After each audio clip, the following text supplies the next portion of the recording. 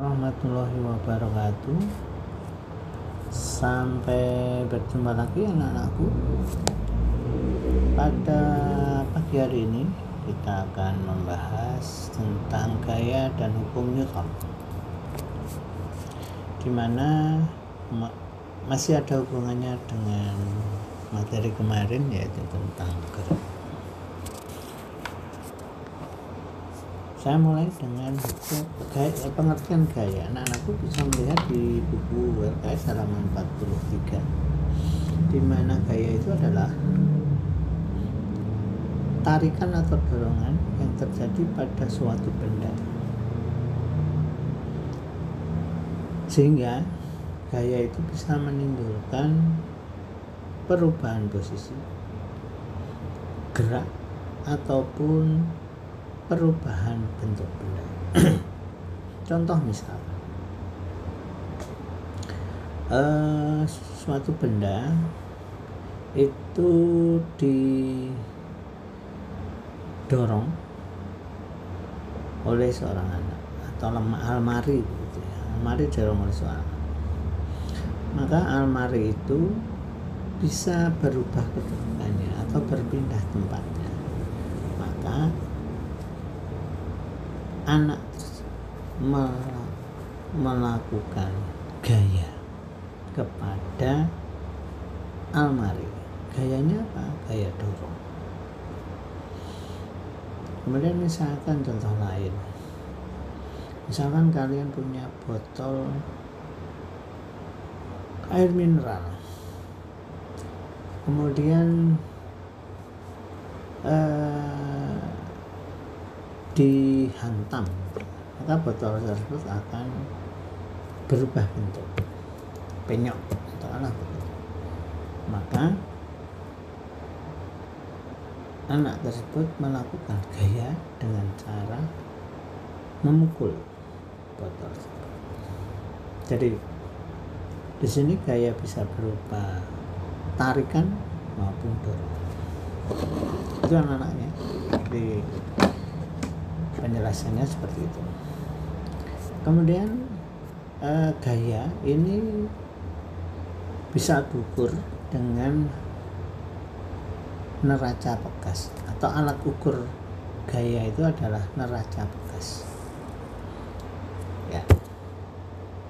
Jadi berbeda dengan massa. Kalau massa alat ukurnya neraca, beda ya. Kemudian satuannya apa? Satuannya adalah Newton, atau disingkat N. Nah, di sini simbol rumus, misalnya anak-anakku, simbol rumus adalah F besar. Hingga dirumuskan F sama dengan M kali A. A itu apa? A itu adalah percepatan. Kalian kemarin sudah belajar tentang percepatan. Kemudian M kecil ini adalah simbol rumus massa ya. Kemudian kita lanjutkan, massa itu satuannya adalah kilogram, sedangkan percepatan meter per sekon. Nah, ini kurang anak-anakku, meter per sekon persegi atau pangkat 2. Sehingga inilah yang disebut satuannya adalah Newton. Jadi Newton asalnya dari kilogram kali meter per sekon persegi. Satuan lain ini merupakan satuan MKS, meter kilogram sekon. Nah, satuan lain adalah CGS, itu adalah din atau din. 1 Newton itu adalah 100.000 din, dimana din itu sebetulnya gram kali sentimeter per sekon persegi. Ini juga salah, nanti kalian dari mana 100-nya? 100-nya itu kilo, jadikan gram itu adalah 1000, kemudian sentimeter Jadi nanometer itu adalah 100. Jadi 1000 kali 100 gitu ya. Misalnya begitu. 1000 kali 100 dengan 100.000 gitu. Dan berikutnya, kalau gaya itu mempunyai arah, maka gaya itu juga disebut besaran vektor. Jadi punya nilai dan arah. Nah, kalau dua buah gaya itu atau lebih itu dipadukan, maka itu disebut dengan resultan gaya. Dua buah gaya ini resultan gaya adalah perpaduan dua gaya atau lebih. Perhatikan contoh berikut. F1 ini arahnya ke kanan diberi tanda panah, F2 juga ke kanan, F3 juga ke kanan. Resultan gayanya yaitu R sama dengan F1 plus F2. Misalkan F1 ini 1 Newton,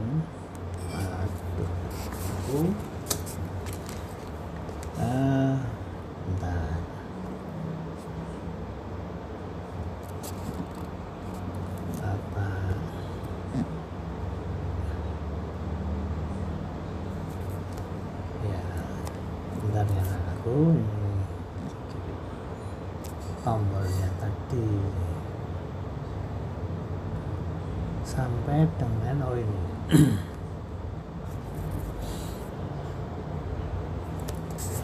ya, misalkan F1 itu 1 Newton, ini 1 Newton, ini 2 Newton misalkan, maka R nya 1 tambah 1 tambah 2 berarti resultannya adalah 4 Newton.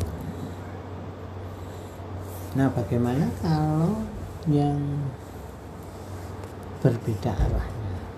F1 arah ke kiri, F2 arah ke kanan, maka resultannya F1 min F2, gaya ke kiri kurang gaya. Misalnya kita beri nilai F1 10 Newton, F2 2 Newton, maka resultannya adalah 10 kurangi 2 sama dengan 8 Newton. Gitu. Jelas ya? Oke, kita lanjut.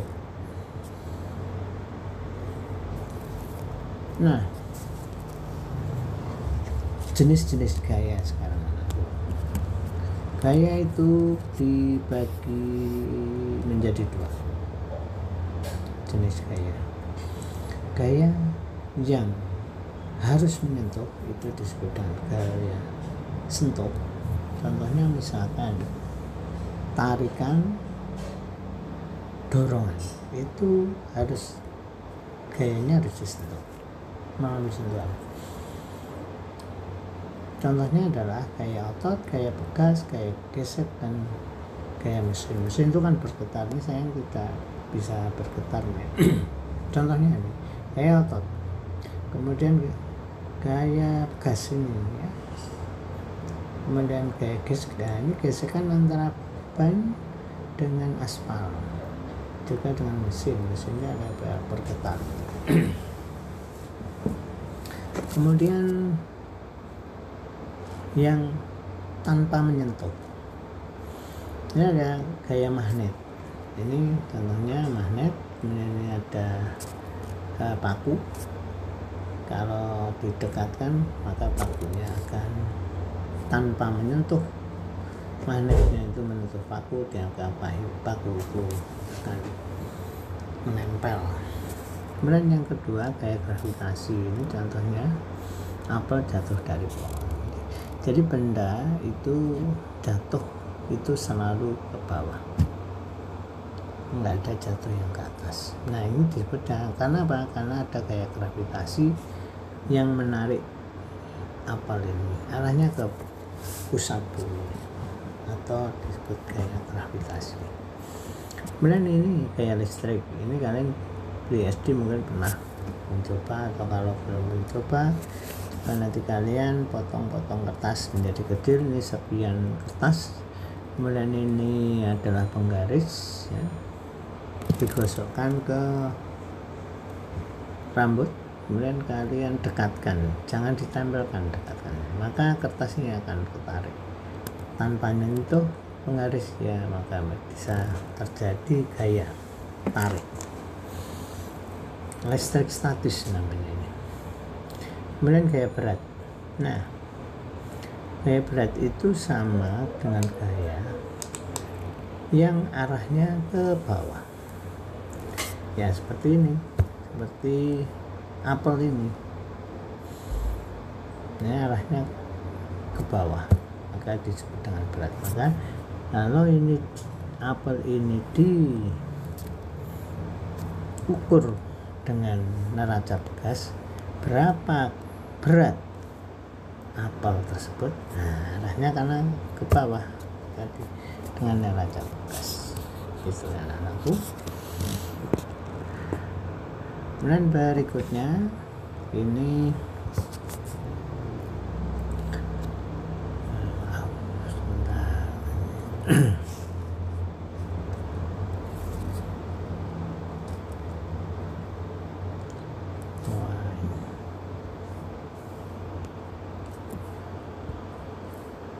berikutnya adalah ini perbedaan antara gaya gesek dan gaya berat. Bukan perbedaan, ini perbandingan ya. Kalau gaya gesek ini karena arahnya berlawanan dengan gaya, maka dia selalu diberi tanda negatif.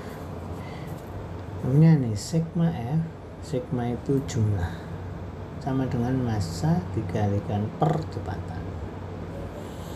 F gaya minus karena berlawanan, FK itu adalah gaya gesek kinetik dengan massa kali percepatan, satuannya sama seperti tadi. Kemudian gaya berat, ini yang sering salah menurutku di Indonesia ini. Kalau berapa berat badanmu, jawabannya 40 kilo, harusnya bukan kilo, newton ya, karena berat. Nah ini perbedaannya. Satuan rumusnya ini, rumusnya W sama dengan massa kali gravitasi. Gravitasi bumi ini sekitar 9,8 meter per sekon persegi. Nah anakku, kalau kita mengukur berat di sini dan di Tawangmangu, samakah atau berbeda? Ya, jelas berbeda, karena gravitasinya di Tawangmangu lebih besar atau lebih kecil? Lebih kecil, karena semakin jauh dari pusat bumi gitu ya, berarti kurang dari 9,8, sehingga berat di sana lebih kecil. Kalau masanya sama enggak? Misalkan 1 kilogram gula di sini dan di Tawangmangu, sama enggak anak-anakku? Iya, sama ya, karena massa dimanapun adalah sama. Terakhir ini hukum Newton. Ada 3 hukum Newton. Hukum 1 Newton, hukum 2 Newton, dan hukum 3 Newton. Kalian harus hafal nih bunyinya hukum Newton 1, yaitu terkenal dengan hukum kelembaman. Jadi menjelaskan tentang sifat benda yang cenderung mempertahankan keadaannya. Benda akan selalu mempertahankan keadaannya. Contohnya di bawah itu. Ini ada mobil ditaruh di truk ya. Kemudian truk itu berjalan, tetapi mobil ini tidak berjalan. Maka dia akan selalu mempertahankan keadaan mula-mula, yaitu diam. Kemudian yang berikutnya itu adalah hukum 2 Newton. Jika ada resultan gaya yang bekerja pada sebuah benda akan dihasilkan suatu percepatan dalam arah yang sama dengan resultan gaya. Ini F sama dengan dirumuskan M kali G, sigma F sama dengan M kali G. Oke. Dan yang terakhir hukum 3 Newton. Hukum 3 Newton ini berbunyi jika benda pertama mengerjakan gaya pada benda kedua dan benda kedua akan mengerjakan gaya pada benda pertama dengan nilai atau besar yang sama tetapi arahnya berlawanan. Hukum 3 Newton ini juga disebut dengan hukum aksi dan reaksi. Jadi ini aksi, reaksi. Ya. Jadi kalau A ini mengadakan gaya pada B, B juga mengadakan gaya pada A, tetapi arahnya berlawanan. Itu anak-anakku. Jadi ketiga hukum Newton ini kalian bisa pahami. Kemudian setelah itu kalian bisa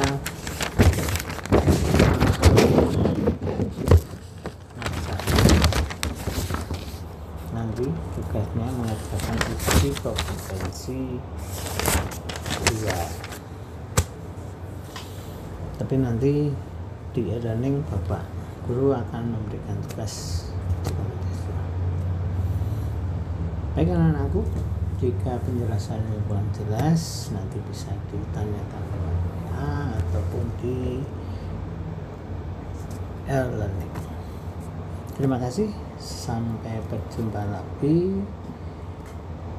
Ingat besok kelas 8 nanti kalian akan masuk ke sekolahan atau sekarang sudah berlangsung malam ini karena jadwalnya hari ini kita bertatap muka menerima penjelasan tentang e-learning.